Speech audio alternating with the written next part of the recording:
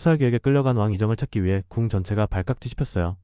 사방은 어수선했고 각 정각에서는 무사들이 긴급히 움직이며 전가를 주고받았죠. 대신들은 누구보다 먼저 상황을 감지했지만 왕의 실종이란 말은 쉽게 입 밖에 낼 수 없는 금기였어요. 그들은 이 사태를 은폐하려 애썼고 누군가는 왕이 잠시 휴양 중이라며 외부로 퍼질 소문을 차단했어요. 중궁전 안쪽은 또 다른 전쟁터였어요. 중전은 여전히 병석에 누워있었고 대비는 무녀 여리를 대신해 기척을 살피라며 궁녀들을 다그쳤죠. 대비의 눈빛엔 명백한 불신과 조급함이 서려 있었고 그녀는 여리의 병세마저 중전을 해치는 흉흉한 기운으로 여기고 있었어요. 대비는 곧 풍산을 불러들였고 중얼거리듯 말했죠. 지금이 그녀를 처리할 마지막 기회인지도 몰라. 비가 오기 직전처럼 눅눅한 공기가 궁 전체를 뒤덮고 있었어요. 사방은 불길한 침묵으로 가득했고 문 밖에 나서려던 궁녀들조차 발걸음을 멈출 정도였죠. 침전의 종들은 제멋대로 흔들렸고 정문 앞 감나무에서는 까치가 연신 울어댔어요. 옛사람들은 말했죠.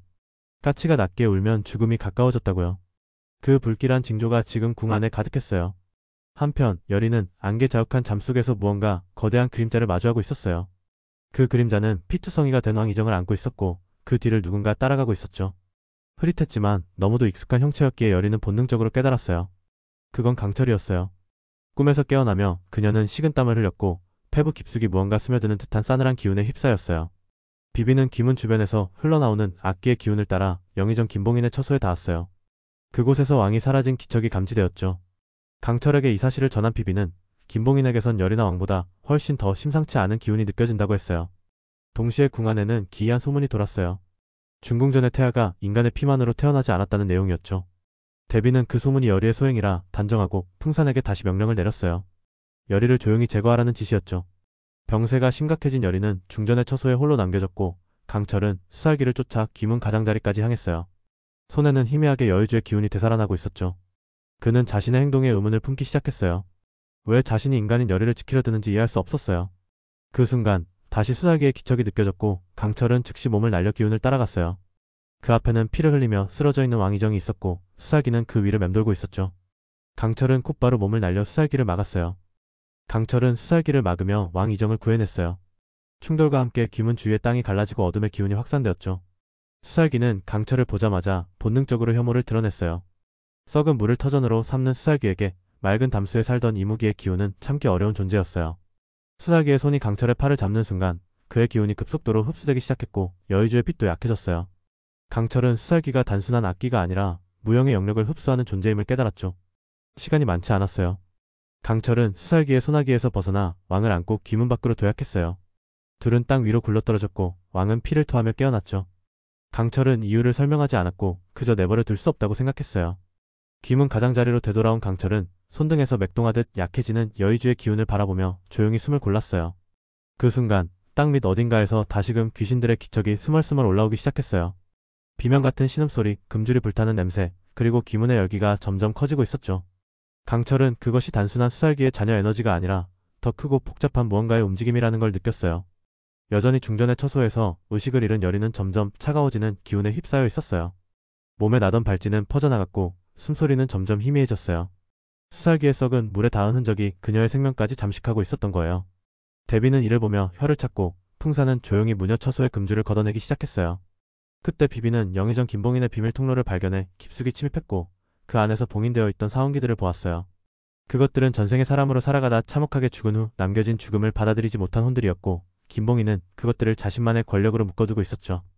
비비는 분노했고 이제 정말 다 끝내야 할 때가 왔다고 생각했어요. 여리를 지키고 있던 야광기는 풍산이 데려온 홍기와 맞섰지만 떡덕의 무구를 흡수한 홍기는 기존의 잡기와는 차원이 달랐어요. 야광기는 기세에 밀렸고 여리는 열에 들떠 몸을 일으키지 못했죠. 그러나 꿈속 넙덕의 마지막 경고가 다시 그녀의 귀를 파고들었어요. 넌 남아야 해. 누구도 따라가지 마. 그 순간 여리는 힘겹게 안경을 고쳤으며 남은 기운을 끌어올렸어요. 한편 강철과 왕은 귀문 앞에 다시 섰어요. 왕은 검을 쥔 손에 힘을 주며 말없이 강철을 바라봤고 두 존재는 인간과 신, 나라와 기문, 생과 사의 경계에 선 채 그 문을 향해 한 발 다가섰어요. 왕과 강철은 함께 귀문 앞에 섰어요. 귀문은 열리며 수살기가 모습을 드러냈고 순간적으로 하늘이 붉게 물들며 금빛 석양처럼 뒤틀렸죠. 왕은 검에 자신의 피를 묻히고 천천히 수살기를 향해 다가갔어요. 그의 눈빛은 두려움을 억누른 채 결의를 품고 있었고 왕의 발걸음은 전사처럼 무거웠어요. 수살기는 인간의 감정을 먹고 자라는 존재였기에 왕의 분노와 슬픔, 죄책감에 반응하며 날카로운 기세로 달려들었어요. 강철은 왕이 휘청거리는 찰나를 놓치지 않고 뛰어들었고 대신 공격을 맞으며 피를 토했어요. 그 충격으로 여의주의 빛이 한순간 희미해졌고 그의 몸은 멀리 튕겨나갔죠. 그러나 그 틈을 노려 왕은 검을 힘껏 휘둘렀고 수살기에 파란 알을 베어냈어요. 귀문 안에서 비명이 퍼졌고 그 울음은 궁 전체를 뒤흔들었어요. 하지만 수살기는 완전히 물러서지 않았고 오히려 귀문의 경계가 더 넓게 벌어지며 새로운 존재들이 출현하기 시작했어요. 그것은 풍산이 풀어놓은 홍기 그리고 김봉인이 비밀리에 봉인해두었던 사원기들이었죠.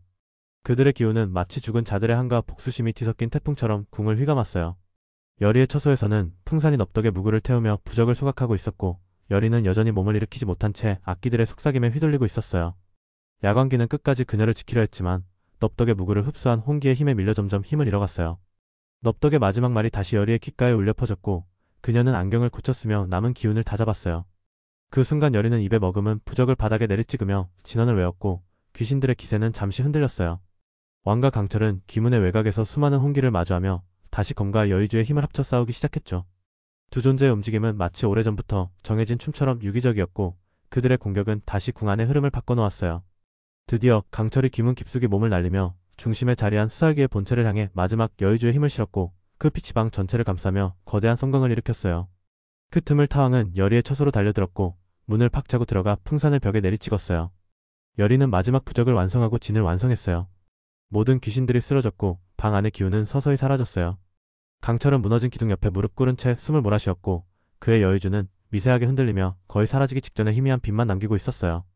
전투 후 궁은 침묵에 잠겼어요. 붉게 타오르던 기문은 아직 완전히 닫히지 않았고 무너진 처소와 그 사이사이로 퍼진 피와 부적의 조각들이 사건의 잔재를 말없이 증명하고 있었죠. 여리는 기문 앞에 서서 마지막 무구를 손에 쥔 채 아직 떨리는 손끝으로 그 빛을 지켜보았어요. 무구는 넙덕이 생전에 남긴 마지막 영적인 보호물이었고 그것이 이 밤을 지켜낸 것이나 다름없었죠. 왕이정은 피투성이가 된 풍산을 무릎 꿇린 채 조용히 그의 얼굴을 내려다보았어요. 겉으론 패배한 듯 보였지만 풍산은 마지막까지 눈빛을 꺾지 않았고 입가에는 기묘한 미소까지 서려 있었어요. 그는 입술 사이에 숨겨두었던 작고 낡은 부적을 삼켰고 그 순간 그의 몸은 피처럼 녹아 바닥으로 스며들었죠. 마치 스스로 봉인이 되어 사라지듯 흔적 없이 사라져버렸어요. 강철은 그 광경을 지켜보며 이를 악물었고 손에 들었던 여의주가 더욱 무겁게 느껴졌어요. 귀문은 다시 요동치기 시작했고 그 속에서 뿜어져 나오는 기운은 이전보다도 훨씬 더 정제되고 선명했어요. 강철은 아직 모든 것이 끝나지 않았음을 예감했고 이미 한계를 넘은 몸으로 그 앞에 천천히 섰어요. 여리는 안경을 벗고 무릎을 꿇은 채 바닥에 마지막 부적을 붙이고 진언을 외우기 시작했어요. 그 진언은 마치 밤하늘에 울려 퍼지는 고요한 파도처럼 궁 전체를 감쌌고 회오리 치는 기운 속에서도 중심을 지켜냈죠. 왕은 굳은 표정으로 그들을 바라보다 결국 입을 열었어요. 아무도 접근하지 못하게 하라고 명했고 귀문을 향해 접근하는 모든 이들에게 금주를 치라고 지시했어요. 궁궐은 그날 밤 단 한 사람도 잠들지 않았고 어둠은 짙게 깔렸으며 여리의 굿소리는 새벽까지 멈추지 않았어요. 귀문 너머로 이질적인 존재가 나타났어요. 그것은 사람의 형상을 하고 있었지만 귀도 신도 아닌 낯선 기운을 풍겼고 이전의 팔척귀와도 전혀 다른 결의 존재였어요. 여리는 단번에 그 실체를 인식했고 강철은 자신의 마지막을 예감하며 흔들림 없이 검은 기운 속으로 발을 내디뎠어요. 그 순간 여리도 뒤를 따랐어요. 바람은 둘을 감쌌고 시간이 정지된 것 같은 고요 속에서 두 사람의 실루엣만이 빛 속에 떠 있었죠. 누구도 그 이유를 기억하지 못했고 그날 밤의 이야기는 공식 기록에서 철저히 지워졌어요. 그러나 도성 사람들 사이에선 속삭임처럼 전해졌어요. 그날 밤 귀문 앞에 선 무녀와 사내가 세상을 지켜냈대요. 그 이야기는 끝나지 않았어요. 귀문은 다치지 않았고 여의주의 마지막 빛은 아직 살아있었어요.